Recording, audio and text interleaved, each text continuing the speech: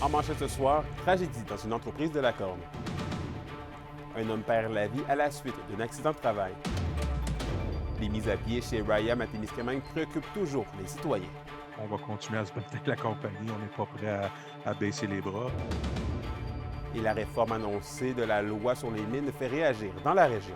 On veut le faire de manière encore plus transparente, plus prévisible, plus efficace, pour s'assurer aussi d'une meilleure acceptabilité sociale des projets.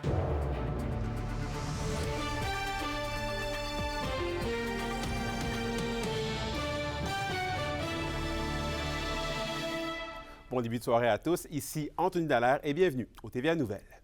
On débute le bulletin avec une bien triste nouvelle. Un homme dans la cinquantaine est décédé plus tôt aujourd'hui sur son lieu de travail à La Corne. Les services d'urgence ont été appelés à se rendre chez Soudure G Métal sur la route 111 vers 9 h ce matin. Et selon la Sûreté du Québec, à l'arrivée des premiers répondants, l'individu était écrasé sous le poids d'une cabine et présentait de graves blessures. Son décès a été constaté au centre hospitalier.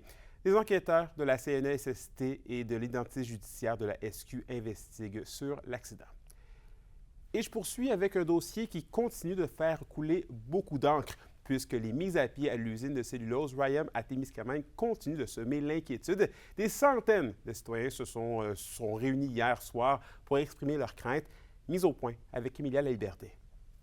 L'urgence d'agir se fait de plus en plus sentir dans le dossier de la fermeture d'une partie de l'usine Ryam à Témiscamingue. Mardi soir, environ 350 personnes étaient réunies pour exprimer leur mécontentement lors d'une rencontre organisée par les maires de Témiscamingue et de Kipawa. Ils sont derrière nous à 100 pour ce qu'on fait pour arriver à éviter une fermeture. Le président du syndicat des employés de l'usine s'inquiète gravement de la situation qui devrait provoquer le licenciement de 275 travailleurs. Il a d'ailleurs rencontré les dirigeants de Ryam mercredi matin à Toronto pour tenter de trouver des solutions pour le personnel affecté.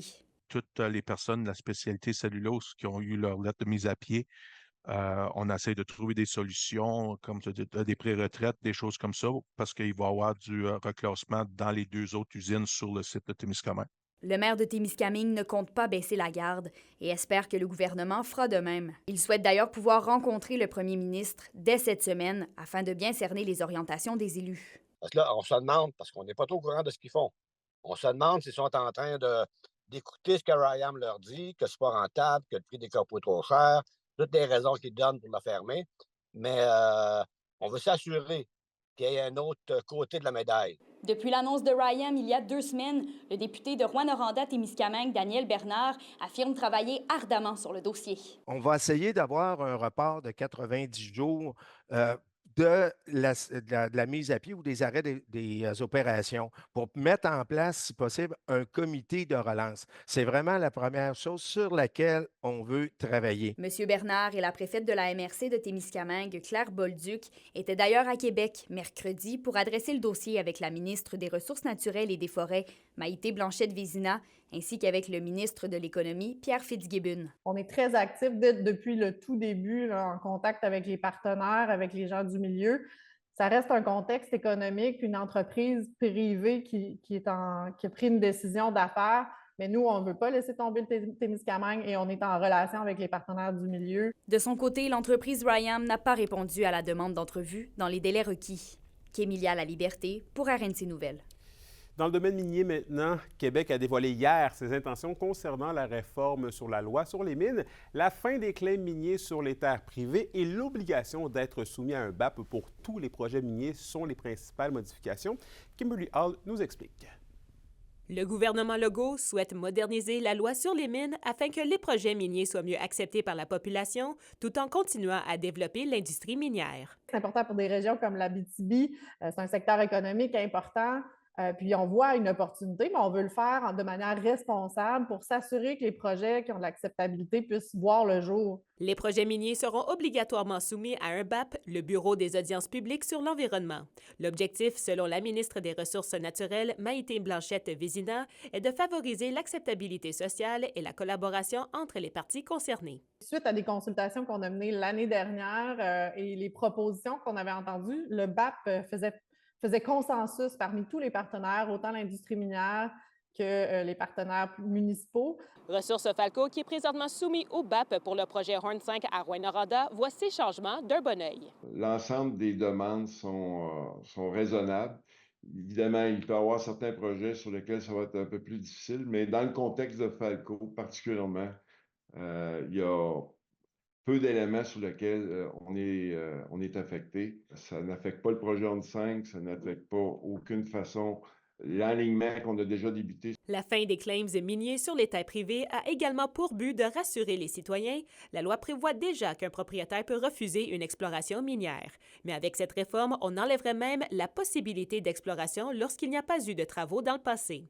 Toutefois, il y a peu d'encadrement pour les terres publiques. La grande majorité du territoire est public au Québec. Il y a peu de mesures qui visent justement ces endroits-là, à part des mesures pour limiter la spéculation minière. Encore là, on parle de peut-être une réduction de 20 de claims miniers. On souhaiterait davantage. L'Association minière du Québec voit également des avantages et des inconvénients dans cette réforme. Des ententes sectorielles avec les communautés autochtones. On espère que ça va clarifier également les limites territoriales. Alors, ça, on pense que ça peut aider. L'irritant pour l'industrie, évidemment, c'est tout ce qui a trait à la soustraction de territoire. Alors ça, bien évidemment, on pense que ça va bloquer le développement minier. Kimberly Hall, RNC Nouvelles. Toujours en lien avec la réforme sur la loi sur les mines, le député de la CAQ en Abitibi-Est, Pierre Dufour, n'achète pas complètement le projet de loi 63 tel que présenté par sa collègue Maïté Blanchette-Vézina. Bien que M. Dufour apprécie certains aspects, il croit que l'annulation de l'exploitation du sous-sol de certains claims miniers pourrait être discriminatoire. Des discussions auront lieu d'ici l'automne pour appliquer les ajustements souhaités. Notre collègue Yvon Moreau lui a parlé aujourd'hui. Il y a des éléments qui sont positifs dans le projet de loi. Par contre, on a des grosses interrogations sur le rôle des MRC. Ce que je veux dire par là, est-ce que les MRC ont les spécialistes reconnus pour vraiment bien comprendre les enjeux d'une exploitation minière? Prenons le cas juste, par exemple, chez nous à Val-d'Or. Vous avez le lot de la forêt récréative qui est clémé. Par contre, si je parle avec n'importe quelle personne, que ce soit avec la municipalité, avec des dirigeants de la MRC ou des entreprises minières, on ne veut pas d'exploitation de surface, mais il n'y a aucune problématique que le sous-terre puisse continuer à être exploité. Vous le savez, les conduites souterraines, les kilomètres qu'on a, c'est comme un métro. On part d'un point A à un point B, il y a des kilomètres sous terre que nous avons et qu'il n'y a aucune présence ou aucune conséquence sur la surface. Donc, comment on fait justement dans ce projet de loi-là pour s'assurer qu'on puisse continuer à exploiter notre souterrain de façon adéquate, mais qu'on est capable de préserver les belles choses qu'on fait en surface? Je pense qu'il n'y a personne qui pensait que Pierre Dufour là, acceptait tout sans broncher dans les corridors de l'Assemblée nationale, même dans le parti. Là. Il va y avoir les consultations certainement au retour au mois de septembre.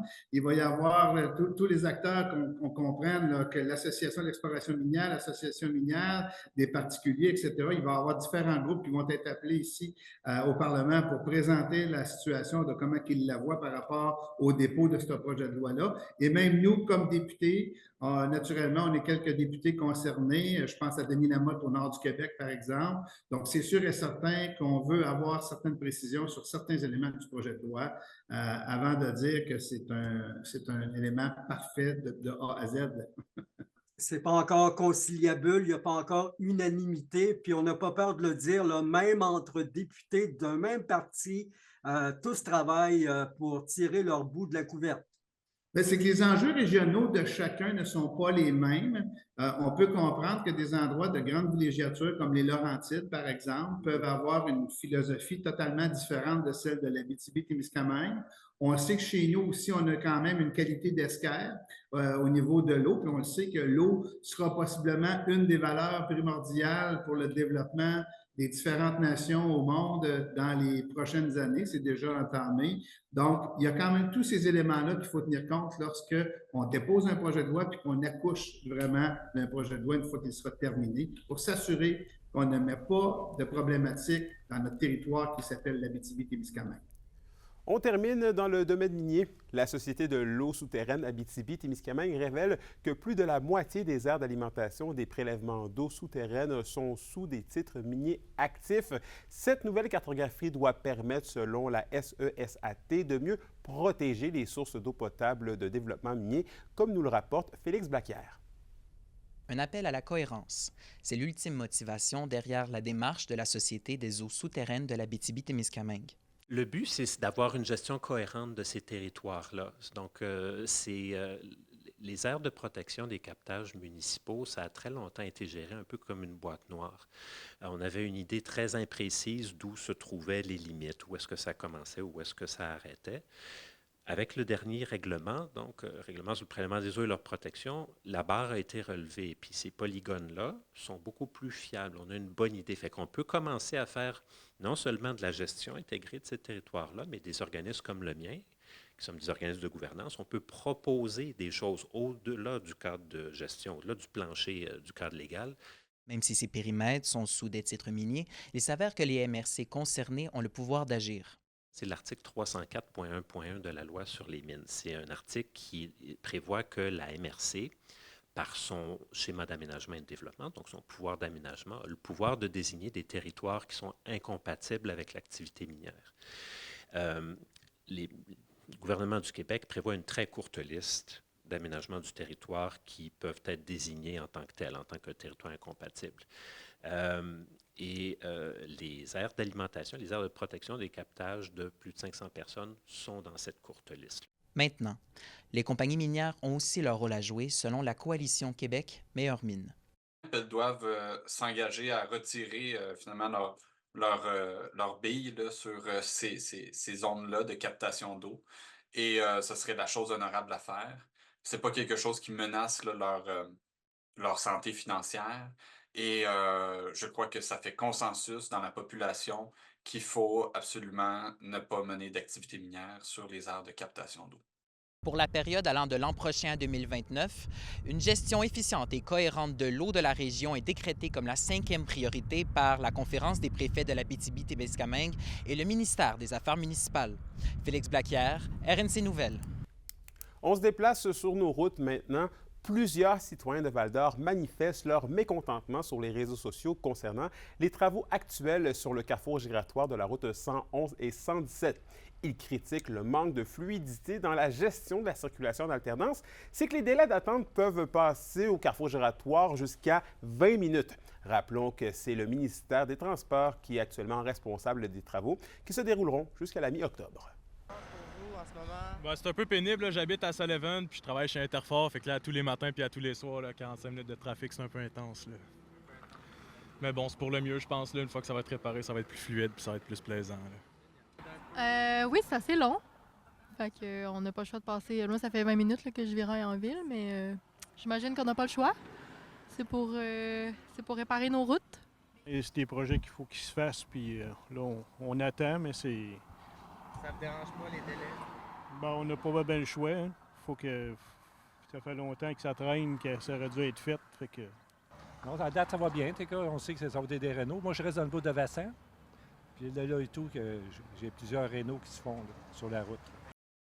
Vos réponses à la question du jour TVA. Une présentation de la Clinique infirmière Nord-Ouest partout dans la région. Nous vous offrons des consultations rapides avec des infirmières et infirmières praticiennes spécialisées et un nouveau service de téléconsultation. Contactez-nous pour plus d'informations ou visitez notre site Web. Et à la question du jour, on vous demandait « Est-ce que les chantiers routiers en cours dans la région perturbent vos déplacements? » Et vous avez répondu oui à 62 %. On termine ce premier bloc d'informations avec l'escouade prévention nouveaux travailleurs de la Commission des normes de l'équité, de la santé et de la sécurité du travail qui est de retour cet été dans la région. 2 agentes de prévention visiteront différentes organisations et entreprises pour offrir des conseils de prévention en matière de sécurité au travail. La CNESST rappelle que les nouveaux travailleurs sont plus à risque de subir un accident de travail que n'importe quel autre travailleur. L'indice boursier minier au TVA Nouvelle 18h est une présentation de GFM Groupe Financier. Dirigeants d'entreprises et particuliers, fiez-vous aux experts de GFM pour vos placements, assurances de personnes et assurances collectives. Car pour vous, ils vont au-delà de la finance. Si la tendance se maintient, le soleil et le beau temps semblent être là pour rester. Soyez des nôtres au retour puisque notre chroniqueuse Justine Desrosiers nous partage ce que nous devons savoir comme prévision météo pour les prochains jours.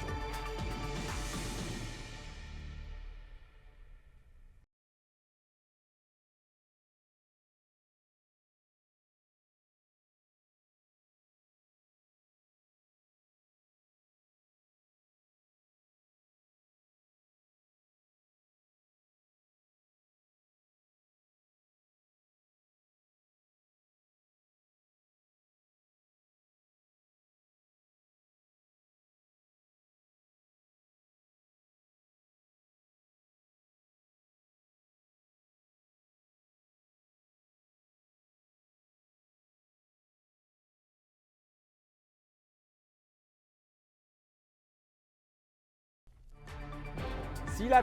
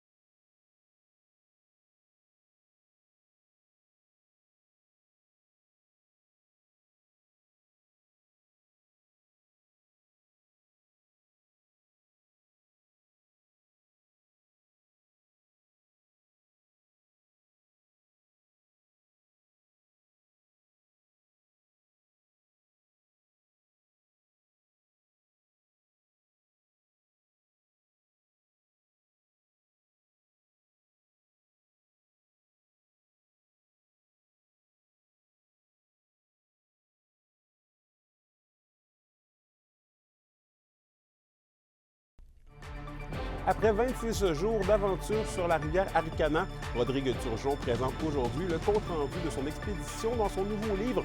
On vous dévoile les détails de l'ouvrage au retour.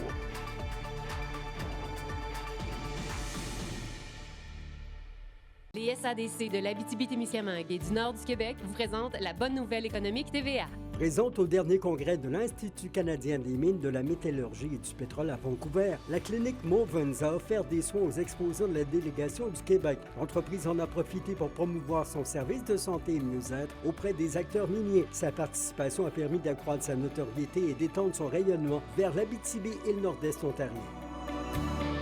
Les SADC, partenaires de l'économie de la région.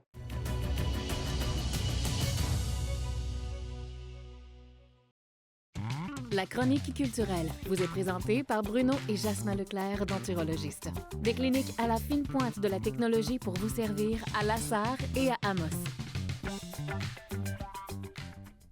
Justine, c'est aujourd'hui que sort officiellement le livre Nanicana de l'Amossois Rodrigue Turgeon. Effectivement, là, je fais appel à tous les fans de voyage, les fans de survie en forêt, mais surtout les fans de la culture de notre région, parce que dans son livre Nanicana, Rodrigue Turgeon nous amène dans une aventure de 26 jours, ce qui donne environ 500 km en canot sur le fleuve Nanicana, qui est mieux connu sous le nom de la rivière Aricana. C'est avec son frère et avec des amis qu'il s'est rendu jusqu'à Winnipeg, à la baie James, pour donner la parole aux peuples autochtones qui prennent soin de ce cours d'eau emblématique, les impacts de la présence des mines, les coupes forestières et les barrages électriques, hydroélectriques qui sont notamment abordés. Et pour Rodrigue, le fleuve Nanicana l'a toujours intrigué. Il avait vraiment soif d'aller le découvrir jusqu'au bout.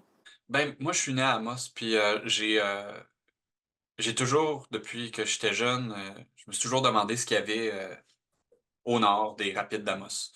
Et j'étais conscient que ça débouchait sur la baie James, mais dans mon enfance, c'était un voyage que je croyais impossible. Il y avait pratiquement personne qui nous rapportait avoir fait cette expédition.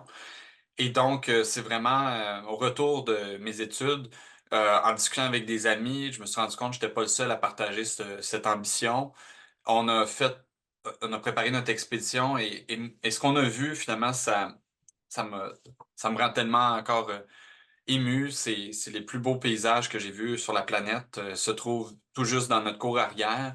Le lancement a lieu ce samedi à la bibliothèque municipale d'Amos et pendant l'écriture du livre Nanicana, ça a vraiment permis à Rodrigue de replonger dans ses histoires de voyage et il insiste vraiment les lecteurs à découvrir dans son écriture, mais aussi en vrai, les merveilleux paysages du fleuve Nanicana. Moi, j'ai eu beaucoup de plaisir à me replonger dans les scènes d'action. Il y a beaucoup d'aventures là, qu'on a vécues, des moments où on croyait vraiment périr, là, mourir. Et, mais de voir la beauté du territoire comme ça exposé dans son état le plus simple, moi, de réécrire le livre, ça m'a ramené à ça. Ça m'a ramené à ces moments-là d'émerveillement complet. Puis c'est comme si j'avais vécu 2 fois l'aventure, finalement. Je souhaite de tout cœur que les gens de la région aient l'occasion de vivre ce qu'on a vécu. Et pas obligé de le faire en 26 jours. Là. Nanicana est tellement généreux. Il y a des sections là, très près entre Val-d'Or et Amos. Moi, j'y vais fréquemment les fins de semaine là, pour des plus petites sections.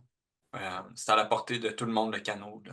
La Ville de la Sarre invite ses citoyens à célébrer la fête nationale le 23 juin prochain sous le thème « Retrouvons-nous sous les étoiles ». C'est très romantique comme thème, j'aime ça. Et c'est au parc équestre de la Sarre que ça va se passer.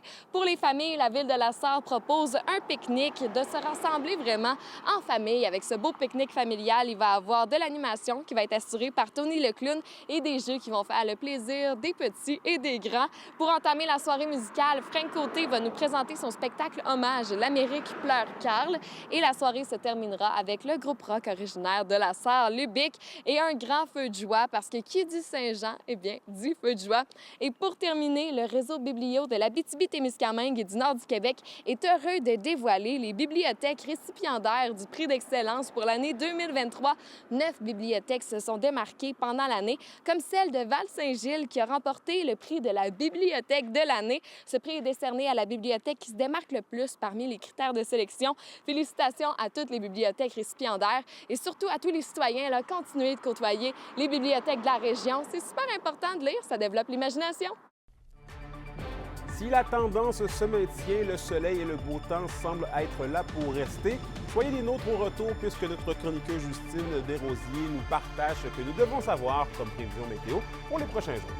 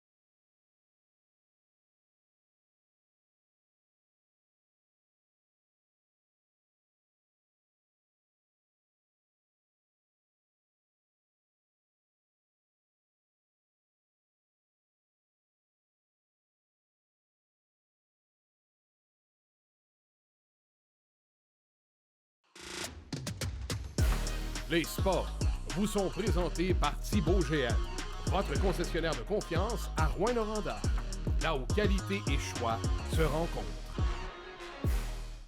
Au sport, la Ville de Rouyn-Noranda aménage de nouveaux vestiaires au terrain de soccer du parc Saint-Luc. Structura Architecture a dévoilé la maquette de la nouvelle installation qui comprendra 2 vestiaires qui pourront accueillir 20 joueurs chaque. Des douches, des toilettes ainsi qu'une pièce pour entreposer les équipements sont incluses. L'ouverture officielle devrait avoir lieu en fin d'été. On termine avec une firme qui complétera l'étude de faisabilité du nouveau projet de centre multisport à Rouyn-Noranda. La Ville donne donc le mandat à cette firme de concevoir le plan fonctionnel et technique afin de mieux cadrer le projet et de s'assurer que toutes les analyses soient réalisées, notamment pour le choix de l'emplacement et des études géotechniques. On rappelle que la Ville a déposé l'automne dernier une demande de financement au gouvernement provincial pour cette deuxième mouture du centre multisport après que la première ait été refusée il y a quelques années. Aucun montant d'argent n'a encore été octroyé ni confirmé. Pour une nouvelle importante à nous communiquer, contactez-nous. Nouvelle au pluriel @rncmedia.ca, par téléphone 1-866 463 4636 et notre site web tvabitibi.ca.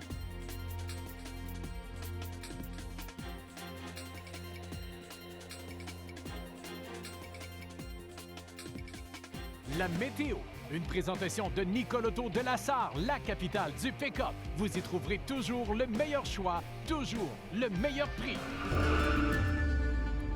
À la météo, Justine, que du beau pour le reste de la semaine.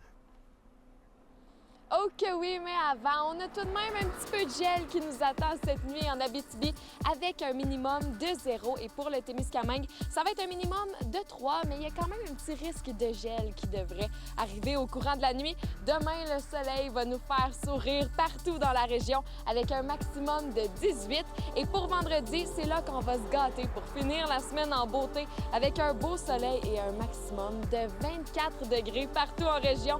Non, mais quoi demander de mieux, là? Ça, c'est vraiment des températures printanières idéales, on va se le dire. Effectivement, merci Justine. Et merci à vous à la maison, encore une fois, d'avoir été des nôtres. N'oubliez pas qu'on est sur YouTube et X TVA Abitibi-Témiscamingue. Si vous voulez aller voir ou revoir les reportages et les bulletins de nouvelles, on vous invite à consulter nos plateformes. Nous, on se retrouve demain pour la suite des choses. D'ici là, prenez soin de vous et passez une agréable soirée.